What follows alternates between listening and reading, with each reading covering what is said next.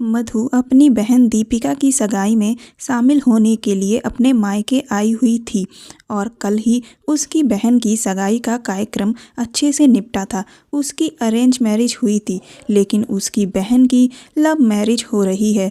उसकी शादी की तारीख 1 महीने बाद की निकली है। इस महीने में ही उन्हें सारी तैयारियां करनी हैं। उसकी बहन उससे 2 साल छोटी है।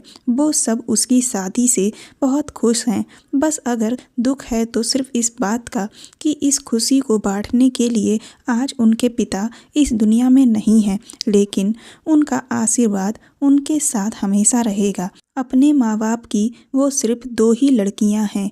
यह बात उसके पति अभिनव भी अच्छे से समझते हैं, इसीलिए उन्होंने उसे उसकी बहन की शादी होने तक यहीं रुकने को कह दिया है और शादी के 1 हफ्ते पहले खुद आने का वह बोलकर गए हैं। घर में जब शादी होती है तो ना जाने कितने सारे काम होते हैं, इसीलिए मधु अपनी माँ का हाथ बटाने के लिए आई है। उसका पति इंजीनियर है और उन्हें ज़्यादा छुट्टियां नहीं मिल पाती हैं। बस इसी वजह से वो शादी के 1 हफ्ते पहले ही आएंगे। सगाई में आए सारे गिफ्ट को सही से स्टोर रूम में रखते रखते उसे काफ़ी रात हो गई थी। उसकी माँ ने उससे कहा भी था कि वह उसकी मदद करवा देती हैं, लेकिन घर में इतना कामकाज है जिसकी वजह से उनकी कमर में दर्द हो रहा था। इसीलिए उनसे उसने कह दिया कि वह जाकर आराम करें और उसकी बहन दीपिका ने उससे कहा कि आज उसकी तबीयत थोड़ा ठीक नहीं है और वह जल्दी सोना चाहती है, तो उसने उसे भी सोने के लिए कह दिया। सारा काम निपटा कर स्टोर रूम में ताला लगाकर वो अपने कमरे की तरफ जाने लगी कि तभी उसे अपनी बहन के कमरे से कुछ अजीब सी आवाज़ सुनाई दी। वो सोचने लगी उसकी बहन तो आज जल्दी सो गई थी, फिर उसके कमरे से यह आवाज़ कैसी आ रही है। उसके कमरे की खिड़की खुली हुई थी, इसीलिए वहाँ से वो झाँक कर अंदर देखने लगी, लेकिन सामने तो उसे कोई भी दिखाई नहीं दे रहा था। फिर उसे ऐसा लगा कि शायद यह उसका वहम है, इसीलिए वो वापस जाने लगी, लेकिन तभी उसे अपनी बहन की आवाज़, सिसकियाँ, आहें भरने की आवाज़ सुनाई दी। ऐसा लगा जैसे वह किसी दर्द में भर रही हो। वो तुरंत ही इस तरह की आवाज़ सुनकर पीछे पलटकर खिड़की से दोबारा देखने लगी, लेकिन इस बार भी उसे उसके कमरे में कोई भी दिखाई नहीं दे रहा था। यह सब क्या चक्कर था, उसे कुछ भी समझ नहीं आ रहा था कि तभी अचानक उसकी नज़र सामने की दीवार पर दिख रही परछाइयों पर गई। वह किसी एक इंसान की परछाई नहीं थी, वह 2 लोगों की परछाई थी, जिसे देखकर साफ पता चल रहा था कि एक परछाई लड़की की है और दूसरी किसी आदमी की। यह देखकर पहले तो वो बुरी तरह से घबरा गई। आखिर यह सब चक्कर क्या है? उसकी बहन के साथ इस वक्त उसके कमरे में कौन आदमी है? इससे पहले कि उसका दिमाग और कुछ सोचता समझता, तभी उस परछाई के जरिए उसने जो कुछ भी होते हुए देखा, उससे तो उसके होश ही उड़ गए। उस दीवार पर जो परछाई बनी उसमें उसकी बहन नीचे की तरफ झुकी हुई थी। यह देखकर उसके हाथ पैर कांपने लगे और वो तुरंत ही दौड़कर अपने कमरे में आ गई। कुछ देर तो उसका दिमाग काम ही नहीं किया, फिर उसे समझ आ गया कि इसका मतलब उसकी बहन का मंगेतर विकास आया हुआ है। इसीलिए उसकी बहन ने उन लोगों से झूठ बहाना बना दिया कि आज उसकी तबीयत ठीक नहीं है और वह जल्दी सोने जा रही है, क्योंकि उन दोनों को आपस में समय बिताना होगा। इसीलिए वो मन ही मन सोचने लगी कि आखिर शादी में समय ही कितना बाकी रह गया है, सिर्फ 1 महीना ही तो है। क्या 1 महीने के लिए यह दोनों खुद पर काबू नहीं कर सकते? ऐसी भी क्या जल्दबाजी है? उसकी बहन भी ना जाने कितनी बड़ी नासमझ है। शादी होने वाली है, लेकिन जरा भी अपने दिमाग का इस्तेमाल नहीं करती है। ना जाने किसके मन में क्या चल रहा हो। क्या पता अगर इस 1 महीने में कोई बात बिगड़ जाए तो सामने वाला इंसान उल्टा तुम पर ही इल्ज़ाम लगा देता है कि तुम तो शादी से पहले यह सब करने को ही तैयार हो गई, तो तुम फिर कैसे चरित्र की होगी। लेकिन उसकी बहन ने तो शायद यह सब कुछ सोचा ही नहीं। एक तरफ उसके दिमाग में यह सब चीज़ चल रही थी जिसकी वजह से उसे बहुत टेंशन होने लगी। फिर दूसरी तरफ उसने खुद को समझाया कि वो बेकार ही इतना परेशान हो रही है। विकास तो दीपिका का स्कूल टाइम का दोस्त है और जब कोई आपका दोस्त होता है तो वह आपको बहुत अच्छे से समझ रहा होता है, इसीलिए वो बेकार ही इतनी चिंता कर रही है। आखिर दोनों के बीच में सब कुछ मर्जी से ही हो रहा है और फिर जब उनकी लव मैरिज हो रही है तो क्या पता यह सब उनके बीच पहले भी होता आया हो। वो तो आज उसने वह सब होते हुए देख लिया तो उसे पता चल गया। वो हर वक्त तो उनके साथ नहीं होती तो उसे यह सब पता रहता हो, इसीलिए उसे इस तरह की कोई भी फालतू की बात नहीं सोचनी चाहिए। खुद को समझा बुझा कर वो आराम से बिस्तर पर लेट गई।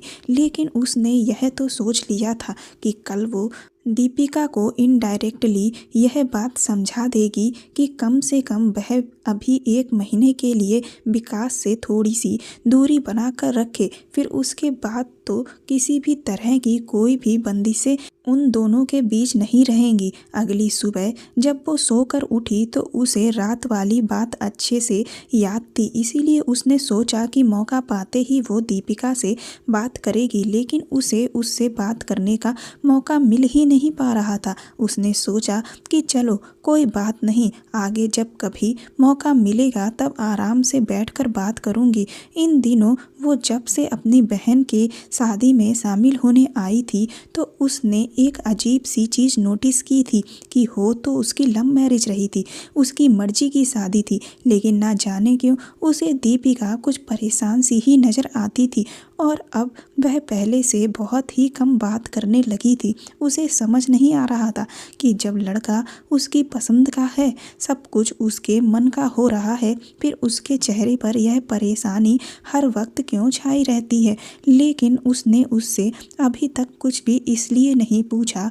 उसे लगा कि शायद विकास से ही जुड़ी हुई कोई बात हो और वह उसे ना बताना चाहती हो, क्योंकि विकास आखिर उसका होने वाला पति था और अपने पति की कोई भी बुरी आदत या बुरी बात हो तो यह जरूरी तो नहीं कि वह अपनी बड़ी बहन को बताना ही चाहे।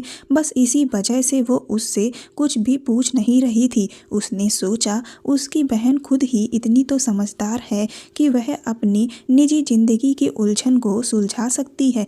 आखिर वो भी उसका कब तक साथ देगी। शादी के बाद तो सब कुछ उसे खुद ही हैंडल करना होगा, तो अभी से ही वह जिम्मेदार बने तो बेहतर होगा।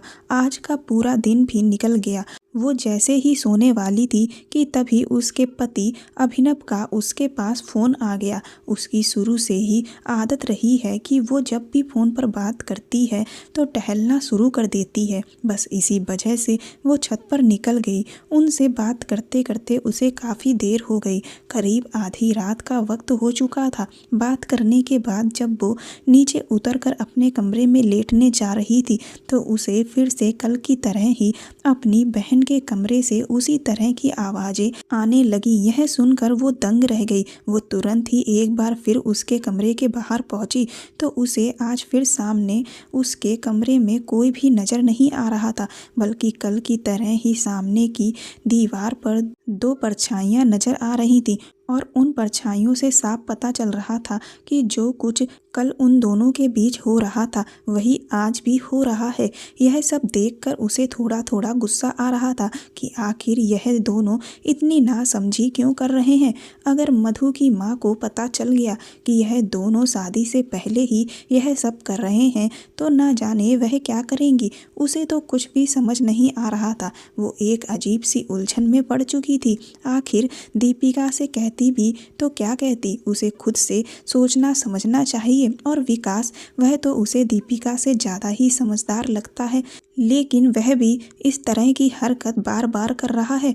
आखिर क्यों? अगले दिन वो इस बारे में दीपिका से बात करने के लिए उसके कमरे में गई तो उसने देखा कि वह कहीं जाने के लिए तैयार हो रही थी। उसने उससे कहा कि क्या तुम कहीं जा रही हो? तो वह उससे कहने लगी, हाँ दीदी, दरअसल मुझे शादी की शॉपिंग करनी है, बस इसीलिए मुझे जाना है। उसने उससे कहा कि अरे तो तुम मुझे पहले बता देती, मैं भी तैयार हो जाती। तो दीपिका उससे कहने लगी, नहीं दीदी, मैं अकेले ही जाकर शॉपिंग कर लूँगी क्योंकि मेरी फ्रेंड मेरे साथ जाने वाली है। उसने कहा, अच्छा फिर तो ठीक है, क्योंकि इतना सारा शॉपिंग का सामान अकेले लाना बहुत मुश्किल हो जाता है। वो अपना मन महसूस कर रह गई, यह सोच कर कि आज भी बात करने का जो मौका हाथ आया था वह भी हाथ से चला गया। उसने सोचा चलो कोई बात नहीं, अगली बार वो इस बारे में दीपिका से बात कर लेगी। थोड़ी देर के बाद वह शॉपिंग करने के लिए निकल गई। तभी उसकी एक फ्रेंड का फ़ोन आया। वह उससे कहने लगी कि तुम इतने समय बाद वापस शहर में आई हो और अभी तक मुझसे मिलने तक नहीं आई। उसने उससे कहा कि यार बहन की शादी की ढेर सारी तैयारियां करनी है, इस वजह से बिल्कुल भी समय ही नहीं मिल पा रहा। तो वह उससे शिकायत करने लगी कि क्या मेरे पास उसके लिए 2 घंटे का समय भी नहीं है। उसने कहा कि वह आधे घंटे में उसके घर के पास वाले शॉपिंग मॉल में आ रही है, इसीलिए वो भी उससे मिलने के लिए तुरंत ही वहाँ आ जाए। यह सुनकर वो भी खुश हो गई। उसने सोचा फिलहाल तो अभी कोई काम भी नहीं है, तो इसी बहाने मैं भी अपनी फ्रेंड से मिल लेती हूँ, क्योंकि एक बार अगर वो यहाँ से वापस बेंगलुरु गई तब तो अपनी सहेलियों से मिलना जुलना हो ही नहीं पाता है। इसीलिए वो तुरंत ही तैयार होकर अपनी फ्रेंड से मिलने के लिए चली गई। वो जब शॉपिंग मॉल के बाहर पहुंची तो उसकी फ्रेंड अभी तक आई नहीं थी, इसीलिए वो बाहर ही खड़े होकर उसका वेट करने लगी कि तभी उसकी नज़र सामने खड़े हुए एक शख्स पर गई और उसे देखते ही जैसे उसे जोर का झटका लगा। झटका इसलिए नहीं लगा क्योंकि सामने जो शख्स था वह उसकी बहन थी। झटका उसे इसलिए लगा क्योंकि उसकी बहन मॉल के सामने बने हुए होटल के अंदर जा रही थी।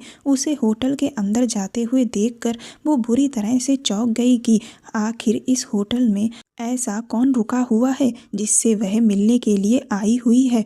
तभी अचानक उसकी फ्रेंड वहां पर आ गई। उसने जब उसे परेशान देखा तो परेशानी की वजह पूछी, पर उसने उसे एक झूठ बहाना बना दिया और फिर वो उसके साथ मॉल में बने हुए रेस्टोरेंट में चली गई। जितनी देर वो उसके साथ वहां पर रही उतनी देर अपनी बहन को लेकर वो परेशान ही बनी रही। जैसे तैसे करके उसने उसके साथ समय काटा और उसके जाते ही वो तुरंत सामने वाले होटल के अंदर जाने के लिए मॉल से बाहर निकली। लेकिन इससे पहले कि वो रोड क्रॉस करके उस तरफ जाती तभी उसे सामने से अपनी बहन को एक आदमी के साथ बाहर आते हुए देखा।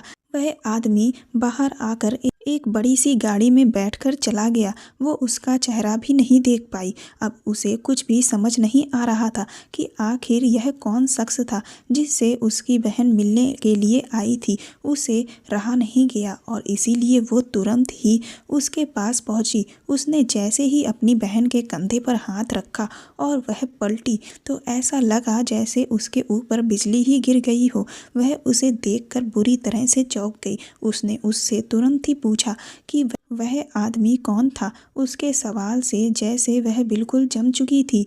फिर उसने लड़खड़ाती हुई जुबान में कहा कि वह दरअसल मेरी फ्रेंड का बॉयफ्रेंड था। उसने उससे कहा कि अगर वह तुम्हारी फ्रेंड का बॉयफ्रेंड था तो तुम उसे यहाँ पर मिलने क्यों आई थी, और फिर तुम्हारी फ्रेंड कहाँ है? दीपिका उससे कहने लगी कि दरअसल मेरी फ्रेंड मुझे यहाँ पर उससे मिलवाने के लिए आई थी। वह दूसरे शहर में रहता है और 2 दिन के लिए यहाँ आया था और इसी होटल में रुका हुआ था। जब हम दोनों उससे मिलने आए तो अचानक मेरी फ्रेंड को एक ज़रूरी काम आ गया और वह तुरंत ही यहाँ से चली गई। उसके जाने के 2 मिनट के बाद हम दोनों भी निकल आए। मेरी फ्रेंड जस्ट अभी ही थोड़ी देर पहले निकली है। दीपिका की यह बात सुनकर उसने अपना माथा पीटा और कहा, मैं भी कितनी बड़ी बुद्धू हूँ, वही मैं सोचूं कि तुम उसके फ्रेंड से यहाँ मिलने क्यों आई होगी। उसने मन में सोचा कि कभी कभी ऐसी गलतफहमियां हो जाती हैं जिनके बारे में सोचा भी ना हो। उसने दीपिका से कहा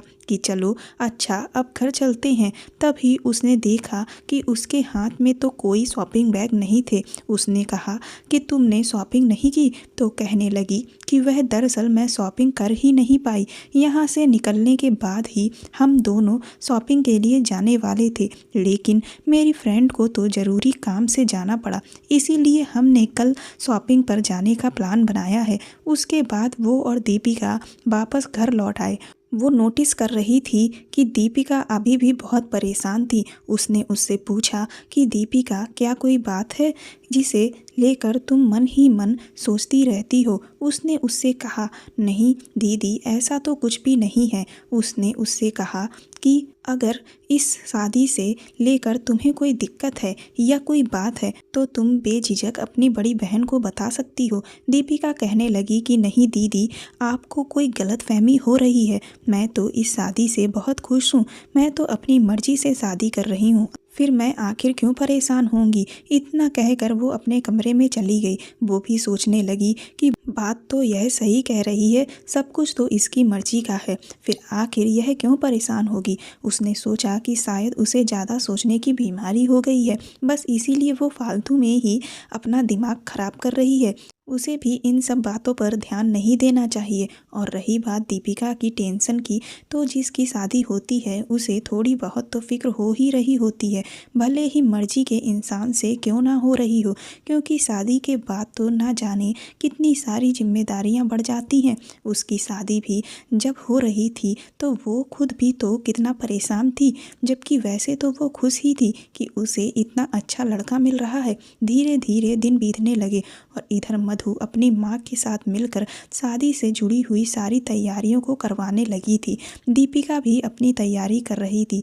आज जब दीपिका शॉपिंग के लिए जाने वाली थी तो वह कहने लगी कि विकास उसे लेने आ रहा है और आज वह दोनों साथ में शॉपिंग करेंगे, क्योंकि उन्हें अपने शादी के कुछ ड्रेस की मैचिंग मिलानी है। मधु की माँ ने कहा, ठीक है चली जाओ, लेकिन समय से वापस आ जाना। यह कहकर दीपिका चली गई, लेकिन 2 दिन तक की जो शॉपिंग थी वह दीपिका ने विकास के साथ ही की थी। लेकिन उसने देखा कि दीपिका अपनी शादी की जो भी शॉपिंग कर रही थी वह बहुत महंगी महंगी कर रही थी। उसने उसे समझाया भी कि यह तो तुम्हें पता है बेटा कि हम लोगों के पास बहुत ज़्यादा पैसे नहीं हैं, इसीलिए तुम्हें अपना हाथ थोड़ा बांध कर ही शॉपिंग करनी चाहिए।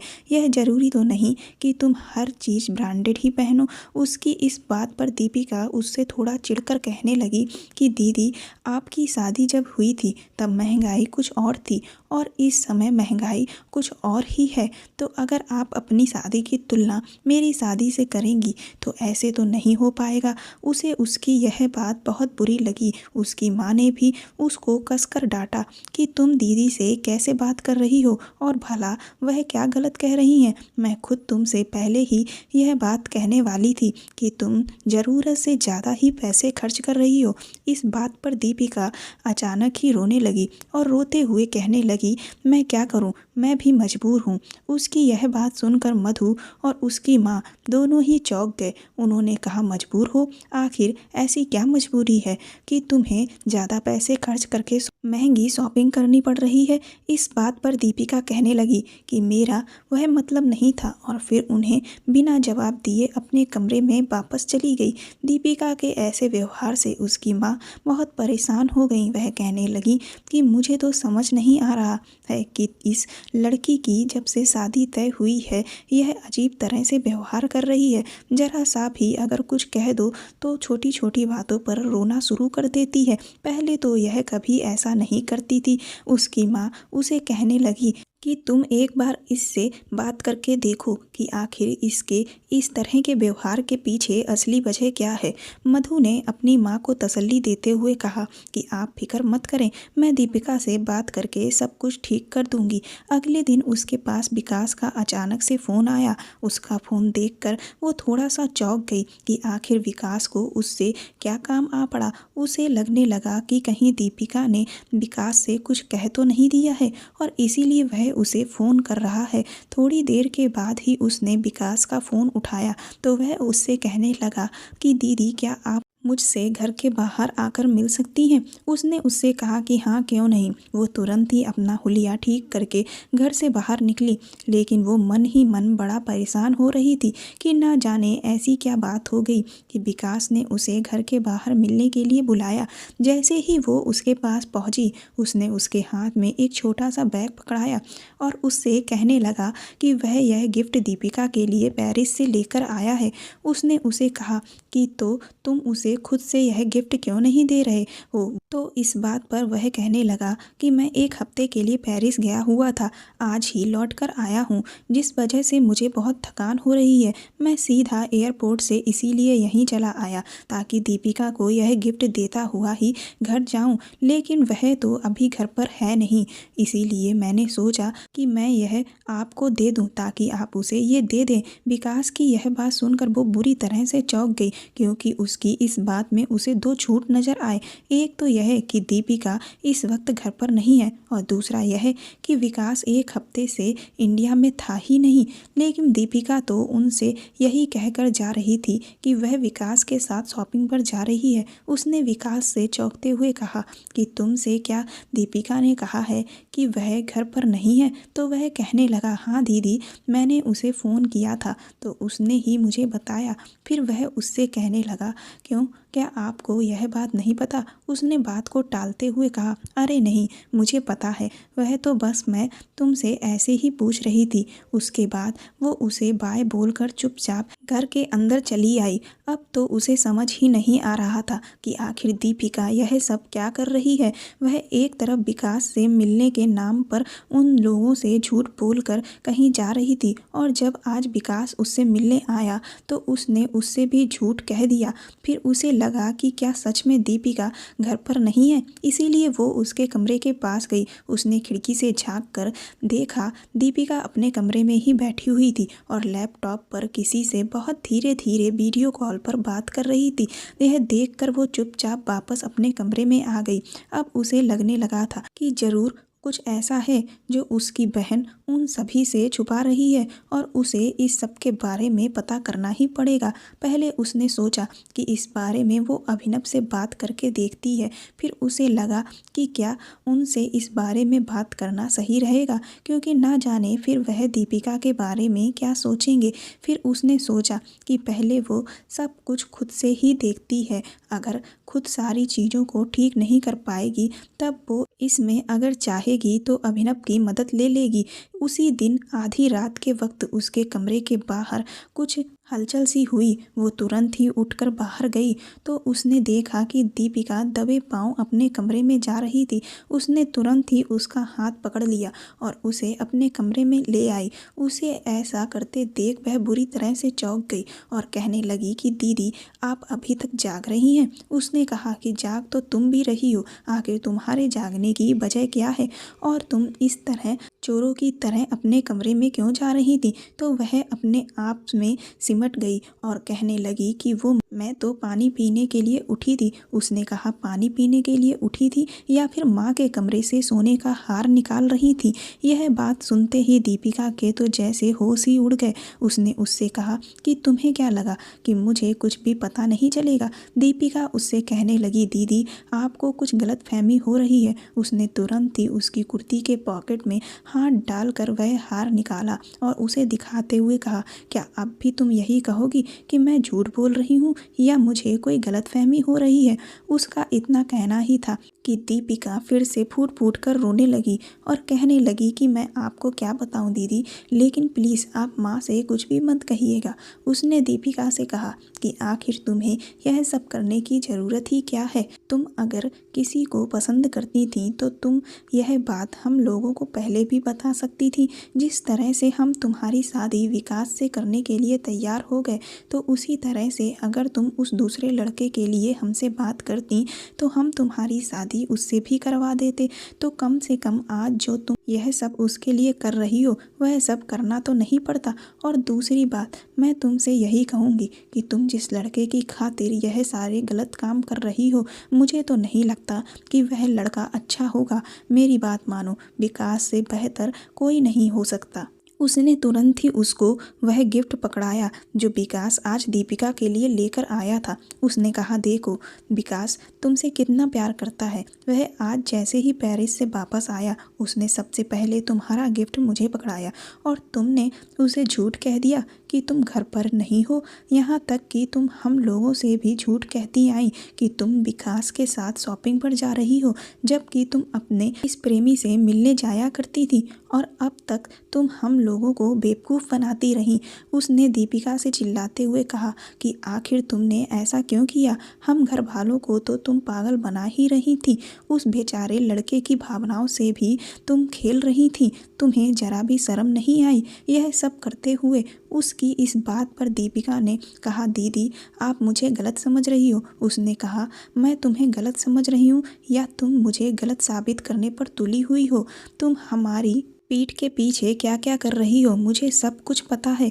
मैंने तुम्हें अपने उस प्रेमी के साथ तुम्हारे कमरे में कई बार वह सब कुछ करते हुए भी देखा है। उसकी यह बात सुनकर दीपिका बुरी तरह से चौंक पड़ी और एक बार फिर से सिसक सिसक कर रोने लगी। उसने कहा कि आखिर कब तक तुम यह अपने झूठे आंसुओं को बहाने का नाटक करोगी? दिखा तो तुम ऐसे रही हो जैसे वह सब तुमने मजबूरी में किया है। दीपिका ने उसके गले लगते हुए कहा, हाँ दीदी, वह सब मैंने जो कुछ भी किया है वह अपनी मजबूरी में किया है और आज मैं यह जो कुछ कर रही हूँ वह भी अपनी मजबूरी में कर रही थी। उसने हैरत भरी नज़रों से कहा कि आखिर तुम कहना क्या चाहती हो? उसके बाद दीपिका ने उसे जो कुछ भी बताया उसे सुनकर तो उसके होश ही उड़ गए। उसने कहा कि विकास उसका स्कूल का फ्रेंड है और अभी तक वह उसे एक दोस्त की नज़र से ही देखती चली आ रही थी। वो तो जब विकास ने उसके सामने अपने प्यार का इजहार किया और उसे भी यह लगा कि विकास से बेहतर लड़का उसे मिल ही नहीं सकता, इसीलिए उसने विकास से शादी करने के लिए हाँ कर दी। वरना उससे पहले तक तो वह उसे सिर्फ एक अच्छे दोस्त की नज़र से देखा करती थी। इसीलिए उसकी जब फेसबुक पर एक लड़के से मुलाकात हुई तो वह उसे दोस्त से ज़्यादा मानने लगी। धीरे धीरे उनकी बातें बहुत ज़्यादा होने लगी। वह लड़का एक बहुत अच्छी जॉब करता था।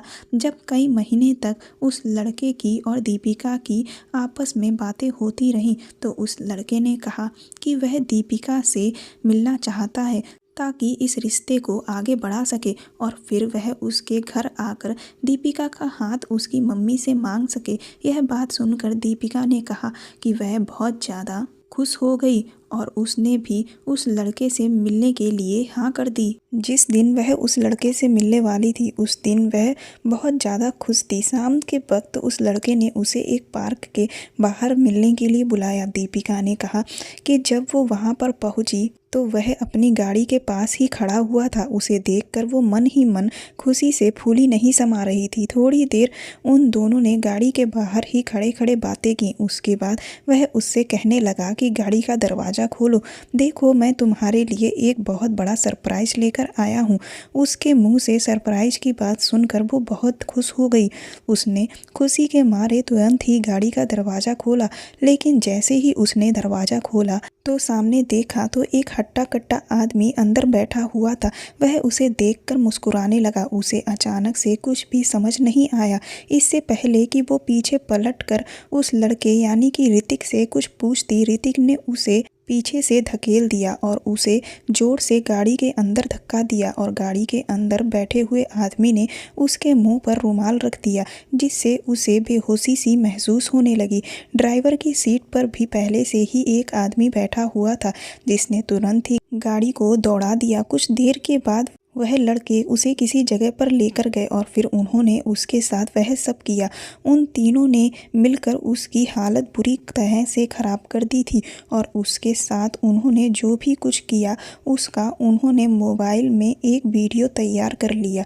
उसके बाद उन्होंने उसे छोड़ तो दिया, लेकिन उस वीडियो के नाम पर वह उसे धमकाने लगे और फिर उनका जब भी मन करता तब वह उसके साथ वह सब कुछ करते। अब तो उनकी इतनी हिम्मत बढ़ चुकी है कि वह जब चाहते हैं तब वह उसे किसी होटल में बुला लेते या फिर खुद ही उसके कमरे में आ जाते, उससे अपनी इच्छा पूरी करते। उनका यह खेल यहीं तक नहीं रुका, अब तो वह उससे पैसों की डिमांड भी करने लगे हैं, जिसकी वजह से उसे घर में पैसों को चुराना पड़ रहा है। उसने बताया कि आप कह रही थी ना कि मैं इतनी महंगी शॉपिंग क्यों कर रही हूँ। मैं शॉपिंग महंगी नहीं कर रही हूँ, बल्कि आपको महंगे बिल दिखाकर आप लोगों से ज़्यादा पैसा निकाल रही थी ताकि उनकी डिमांड को पूरा कर सकूं। और इसी वजह से आज उसे उसकी माँ का यह हार भी चुराना पड़ रहा था। इतना कहकर दीपिका फूट फूट कर रोने लगी। वह कहने लगी कि मैं इस सब से कई महीनों से जूझ रही थी। इसी बीच मुझे जब विकास ने शादी के लिए बोला तो मैंने उसे हाँ बोल दिया। मुझे लगा कि जब मेरी शादी हो जाएगी तो शायद इस सब से मेरा पीछा छूट जाएगा, लेकिन यह लोग तो मुझे बख्शने को तैयार ही नहीं है। इसीलिए मेरी मनचाही शादी होने के बावजूद भी मैं खुश नहीं रह पा रही हूँ और अब तो मुझे ऐसा लग रहा है जैसे मैं बुरी तरह से किसी जाल में फंस चुकी हूँ, जिससे निकल पाना नामुमकिन ही है। उसने दीपिका से कहा कि ऐसे तो तुम उनकी डिमांड कभी भी पूरी नहीं कर पाओगी, क्योंकि उनकी डिमांड कभी पूरी होगी भी नहीं। वह एक के बाद एक तुमसे कोई ना कोई फरमाइश करते रहेंगे और तुमने अब तक घर में इसके बारे में किसी को कुछ क्यों नहीं बताया। इस पर दीपिका कहने लगी कि किससे क्या कहती, मैं घर में है ही कौन, सिर्फ उसकी माँ ही तो है और वह इस सब में क्या कर लेती। उसने कहा तो कम से कम तुम विकास को तो बोल सकती थी। इस बात पर दीपिका कहने लगी कि मैं उसे कुछ नहीं कह सकती, क्योंकि अगर उसे गलती से भी भनक पड़ गई तो वह मुझसे शादी तोड़ देगा और मैं विकास को खोना नहीं चाहती। उसने उससे कहा कि मुझे ऐसा नहीं लगता, वह तुम्हारा पुराना दोस्त है और सच्चे दोस्त कभी भी ऐसी चीज़ों के लिए अपने दोस्त को जज नहीं करते। लेकिन दीपिका उसकी बात मानने को तैयार ही नहीं थी। तभी उसका फ़ोन बजा। फ़ोन पर बात करने के बाद दीपिका ने कहा कि वह लोग कल मुझे फिर से होटल में बुला रहे हैं और कह रहे हैं कि अगर मैंने उन्हें 10 लाख रुपए लाकर दे दिए तो वह मेरी वीडियो मुझे वापस कर देंगे। उसने दीपिका से कहा कि ठीक है, तुम उन्हें हाँ बोल दो। दीपिका ने कहा कि यह आप क्या कह रही हैं दीदी, आखिर हमारे पास इतना पैसा कहाँ से आएगा। उसने कहा कि अब जो भी हो, लेकिन इतने पैसों का इंतज़ाम हमें करना ही पड़ेगा, वरना तुम्हारी ज़िंदगी ख़राब हो जाएगी और मैं ऐसा होने नहीं दे सकती। उसने कहा कि कुछ पैसा मेरे पास अकाउंट में पड़ा हुआ है और कुछ हम तुम्हारे शादी के गिफ्ट को बेचकर इकट्ठा कर लेंगे। अगले दिन वो सारा पैसा लेकर उन लोगों के बताए हुए होटल के रूम में पहुंच गए। जब वो वहां पहुंचे तो दीपिका ने जिन 3 आदमियों की बात की थी वह सब वहीं पर मौजूद थे। पहले उन्होंने उनसे कहा कि तुम्हारी मुँह मांगी हुई रकम तुम्हें मिल रही है, इसीलिए अब वह सारी वीडियो तुम हमें दे दो। इस बात पर वह तीनों बड़ी ही गंदी तरीके से हंसने लगे और कहने लगे कि सोने के अंडे देने वाली मुर्गी को भला कौन अपने हाथ से जाने देता है। तुम्हें क्या लगा कि हम तुमसे पैसे लेकर तुम्हें छोड़ देंगे। हमने तो यही सोचा था कि हम दीपिका को आगे भी इसी तरह से अपनी ज़रूरत के लिए इस्तेमाल करते रहेंगे, लेकिन उसने तुम्हें अपने साथ लाकर हमारे लिए एक नया रास्ता खोल दिया। अब तो हम तुम्हारे साथ भी वही करेंगे जो हमने दीपिका के साथ किया है। यह कहते हुए वह तीनों मधु पर झपट पड़े और वो और दीपिका उनसे बचने की कोशिश कर रहे थे, लेकिन वह तीनों बहुत हट्टे कट्टे थे और वो दोनों उनके सामने कमज़ोर साबित होने लगी थी और वह मधु के साथ भी वही सब करने लगे जो उन्होंने उसकी बहन के साथ किया। उनमें से 2 आदमी उन दोनों बहनों को अपने मकसद के लिए इस्तेमाल करने की कोशिश करने लगे और एक उनका वीडियो बनाने लगा कि तभी उस कमरे का दरवाज़ा टूटा, जिससे वो सब बुरी तरह से चौंक गए। सामने देखा तो विकास कमरे के अंदर पुलिस को लेकर खड़ा हुआ था। पुलिस ने तुरंत ही सभी को गिरफ्तार कर लिया और उनसे सारे वीडियो लेकर वहीं के वहीं डिलीट कर दिए। पुलिस ने बताया कि यह लोग वांटेड हैं, इन पर 1 लाख रुपए का इनाम है। यह इसी तरह से फेसबुक पर अपनी फेसबुक आईडी बनाकर लड़कियों को फंसाते हैं। उनकी तलाश काफ़ी समय से पुलिस को थी और आज जाकर यह पकड़ में आए हैं। इसके बाद पुलिस उन्हें वहां से लेकर चली गई। दीपिका यह देखकर बुरी तरह से चौंक गई कि वहां पर विकास कैसे आ गया। वह उसकी तरफ हैरानी भरी नज़रों से देखने लगी। तभी विकास ने दीपिका का हाथ पकड़कर उससे कहा कि तुमने अपने दोस्त पर इतना भी भरोसा नहीं किया कि उसे अपनी इतनी बड़ी परेशानी के बारे में बता सको। क्या तुम मुझे इस काबिल भी नहीं समझ सकती थी? अब तो मैं तुम्हारा ना सिर्फ दोस्त हूँ बल्कि होने वाला जीवन साथी भी हूँ, लेकिन फिर भी तुम अकेले ही इतनी बड़ी मुसीबत से लड़ती रही। अरे कम से कम एक बार मुझसे कह कर तो देखती, अपने दोस्त पर इतना तो भरोसा करती कि वह तुम्हें इस तरह की किसी भी चीज़ के लिए इतनी जल्दी जज नहीं करता। दीपिका, यह तो मैं भी समझता हूँ कि तुम्हारे और मेरे रिश्ते की जो भी शुरुआत है वह मेरी तरफ से ही हुई है, और फिर यह सब जो कुछ भी हुआ वह हमारे रिश्ते की शुरुआत से पहले ही था। वह तो अच्छा हुआ कि मुझे दीदी ने कल ही सब कुछ बता दिया, वरना आज अगर मैं समय से नहीं आता तो ना जाने क्या हो जाता। तुम्हारे साथ साथ वह लड़के दीदी को भी अपना मकसद बना लेते। विकास की यह बात सुनकर दीपिका बुरी तरह से रोने लगी और उसके गले लगकर उससे माफ़ी मांगने लगी। वह कहने लगी कि मैं बहुत डर गई थी। मुझे ऐसा लगने लगा था कि अगर मैंने तुम्हें यह सब बताया और तुमने नहीं समझा तो तुम मुझे छोड़कर चले जाओगे और मैं तुम्हें भी हमेशा के लिए खो दूंगी। मैं वैसे ही अपनी ज़िंदगी की परेशानियों से बुरी तरह से जूझ रही थी। एक तुम ही तो थे जो मुझे सुकून पहुंचाते थे। तुम्हें भी अगर मैं खो देती तो फिर मेरा क्या होता? बस इसी डर से मैंने तुम्हें कुछ भी नहीं बताया, लेकिन तुम मुझे माफ़ कर दो।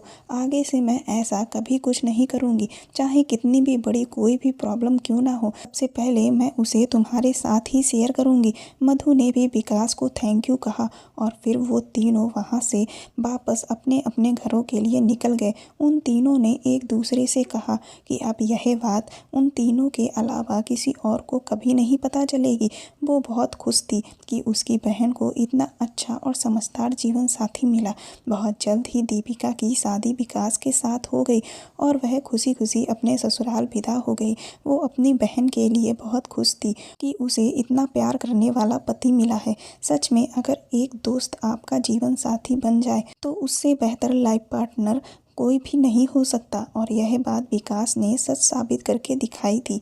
दोस्तों, आजकल सोशल मीडिया पर फ्रेंडशिप करना हम सभी के लिए एक आम बात बन चुकी है, लेकिन असलियत में सोशल मीडिया पर हमें जो दिखता है ज़रूरी नहीं है कि वह वैसा ही हो। इसीलिए वर्चुअल बनने वाले दोस्तों पर हमें आंखें मूंद कर कभी भी विश्वास नहीं करना चाहिए। हम यह नहीं कहते कि सोशल मीडिया पर मिलने वाले सारे दोस्त धोखेबाज ही होते हैं, लेकिन हमें हर वक्त सतर्क रहना चाहिए। कई बार कम उम्र के लोग इन सब चीज़ों की समझ नहीं रखते और फिर वह खुद को एक ऐसे जाल में फंसा बैठते हैं जिससे निकल पाना उनके बस की बात नहीं होती। इसीलिए मेरी सलाह यही है कि जो बड़े हैं वह उन्हें सोशल मीडिया के फ़ायदे और नुकसान दोनों ही अच्छे से बताएं और उन्हें यह भी समझाएं कि अगर कोई बाहरी और अनजान इंसान आपको कहीं पर मिलने के लिए बुलाता है तो आप कभी अकेले मिलने के लिए ना जाएं, क्योंकि अगर वह इंसान धोखेबाज नहीं है तो उसे आपके साथ आए सदस्य से मिलने में भी